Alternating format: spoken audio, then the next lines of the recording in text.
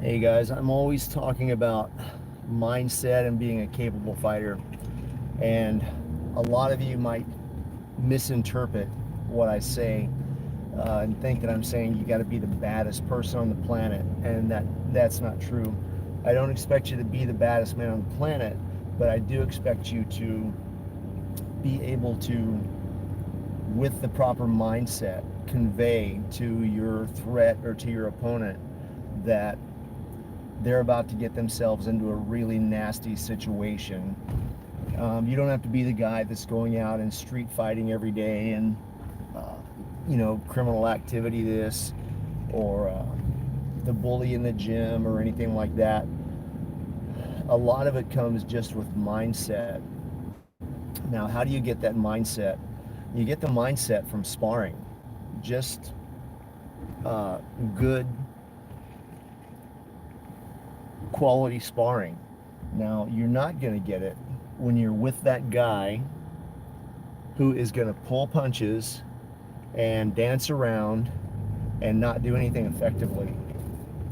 Good sparring to me is when you walk into any boxing gym and the guys are there and they've got a great attitude, but once they get in the ring, they're there to work. They're there to hit, they're there to punch, they're there to grapple, take down, whatever it is they're doing. And if you get hit, they're not intentionally trying to hurt you, but that's just part of the game. And they understand that. And they're not going to go, oh my God, I hit you in the nose. Because for me, when I'm sparring, I'm aiming for your nose. That's going to be one of my primary targets. And I'm not trying to hit you really hard there, but I'm trying to move fast. I'm trying to hit you with a decent shot. I'm trying to work on my technique and keep myself uh, minimally exposed. And I'm working on my mindset. Now, one of the things that guys don't realize, because too many guys are walking, talking rectums, um, because they always want to talk about sparring and they have no experience. And here's what I mean by that. I mean, they want to just around in the ring. They want to attaboy each other and high five each other and pretty basically just man love each other while they're training. Bro, that was so good, man. That was so good. Oh my God, you're so good. Oh, you're so good. Um, and these are the same guys that as soon as you touch them in the nose or the mouth, they stop and they got to fix their headgear and they got to adjust everything and just throw you off your rhythm in your game, and there is no flow with the work. So one of the things that I'm always working on for me is there are times when I'll let my partners hit me and I'll try to slip at the last minute. I'll try to deflect. I'll try to parry, try to counter. Um, but I've got some good kickers in my gym and I'm pretty proud of that.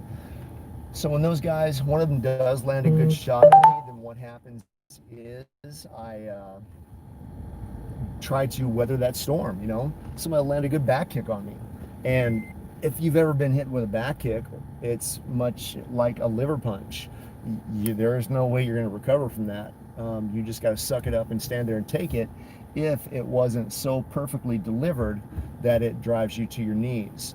So um, that's what I'm doing when I'm sparring. So it doesn't matter if you're the baddest dog in the pound or the baddest man in the gym, baddest woman in the gym. That's not what you should be looking for. You should just be looking for going in there and getting some serious work done. I don't care if you're 60 years old, 70 years old. Um, you're trying to do your personal best. You're trying to get the best out of your performance, not some 18-year-old kid that you're trying to keep up with, because that ain't going to happen. But you're just trying to do your absolute best and work on good fundamentals.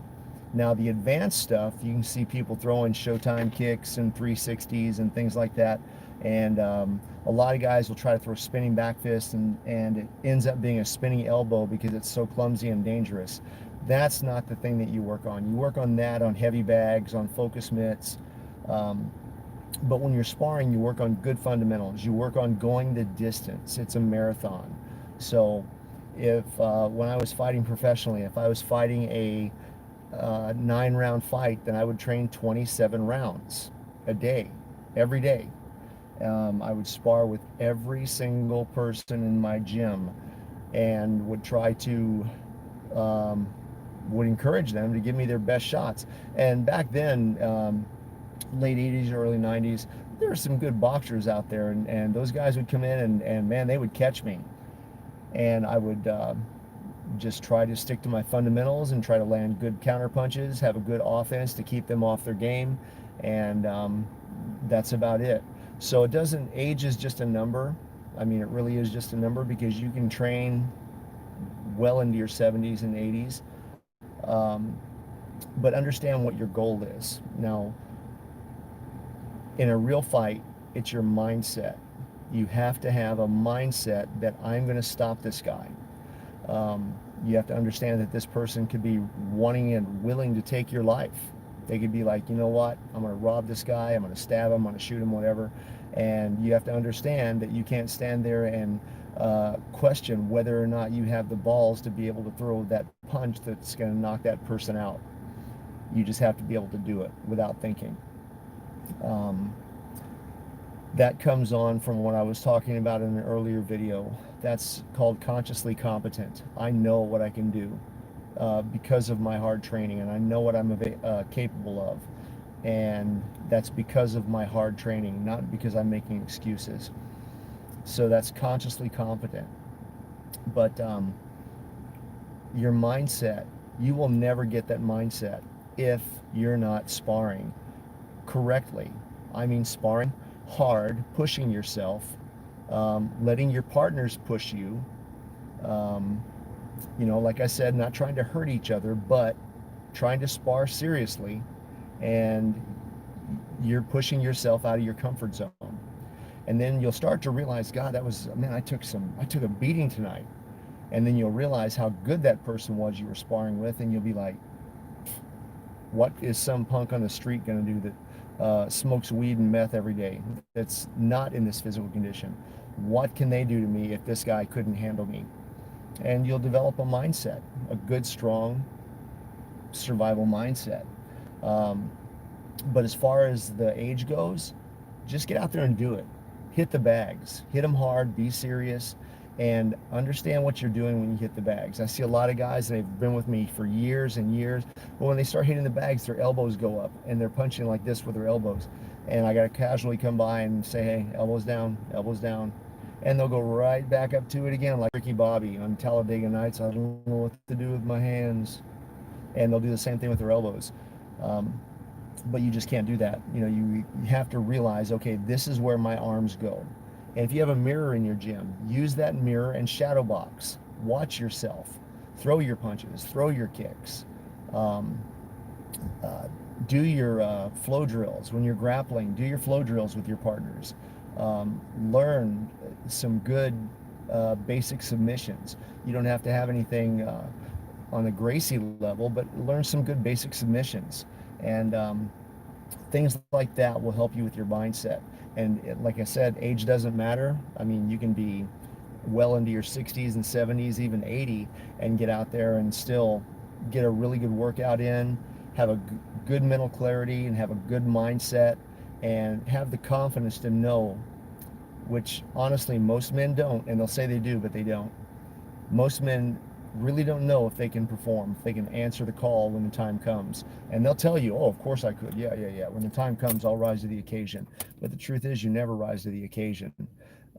You fall to your lowest level of training. That's why we all like to watch those videos on social media of two guys fighting, and they look hilarious because they have fallen to their lowest level of training. They don't know how to fight, and now they're trying to fight, and it looks hilarious.